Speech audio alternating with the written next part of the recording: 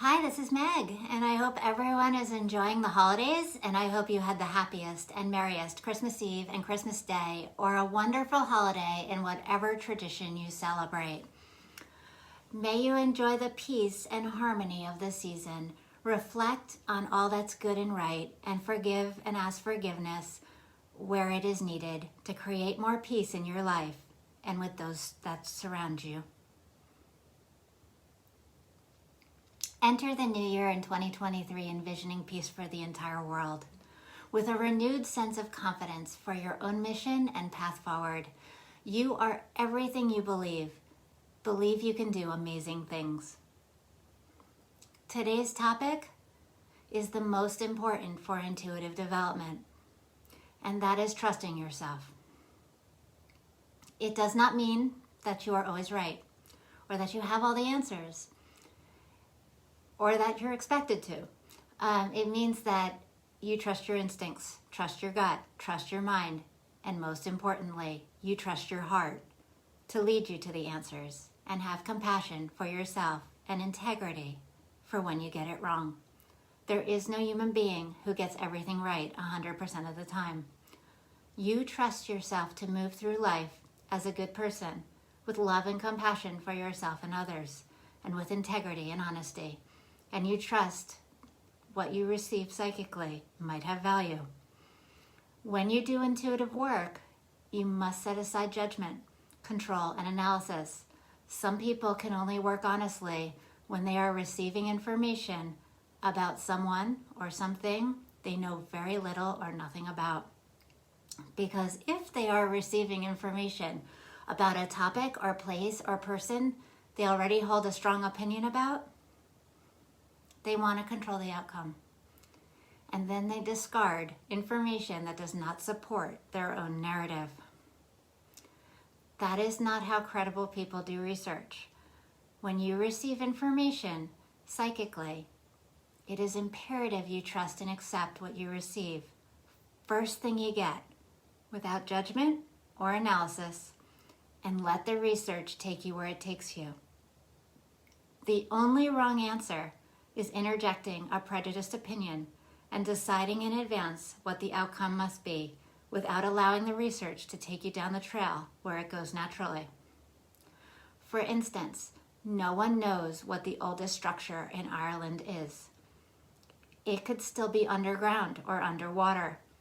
If you ask archaeologists, they can provide you with excellent information about what has been researched and studied in the past, how they've come to various conclusions, what they're working on now, and what is believed in the present moment. But there are no definitive answers to many questions.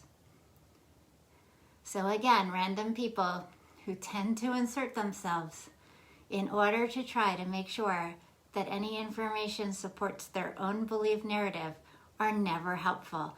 They will consciously throw out any information that does not support the information they want to be true.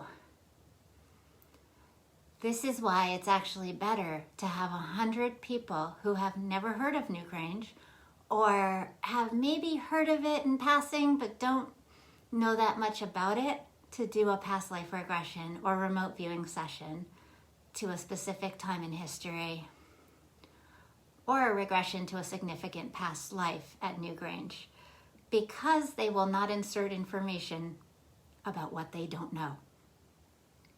In sum, to do psychic research successfully, you have to trust yourself and your ability to receive information, and allow yourself to receive information without analyzing it or otherwise trying to control what you think it should be.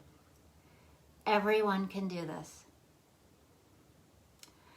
You also need to know your own biases and be willing and able to set those aside.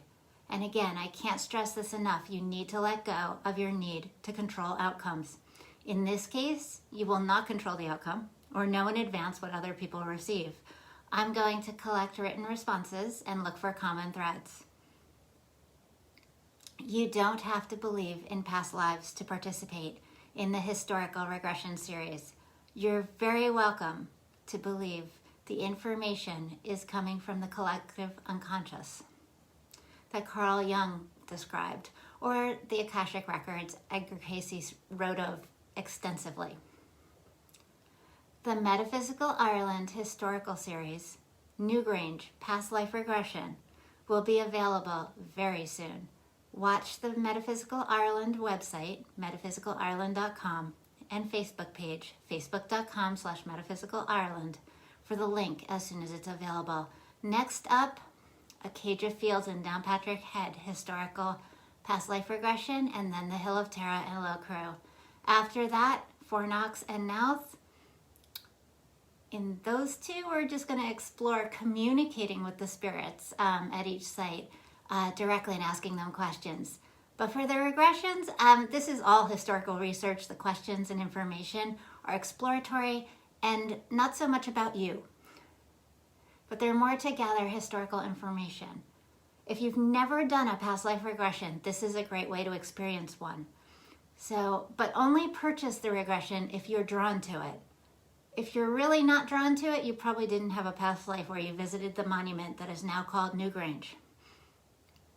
All of the questions in the regression are optional. You can skip right over. If you can't get an answer, just pass it right by. Or you can receive the answer and never tell anyone. That's fine. The last question is personal, and so that one is very, very, very optional. And the question is this: what is the meaning of this past lifetime to what you're experiencing today? What relationships, loves, habits, good and bad traits, and fears did you carry with you through time? Trust yourself and trust in your deeper journey and trust in the spirit of the earth to guide you. I can't wait to hear what everyone gets. Be sure to email your results to hello@metaphysicalireland.com. I wish you all a very happy new year. May 2023 just be amazing for everyone. I'm looking forward to hearing from you next year.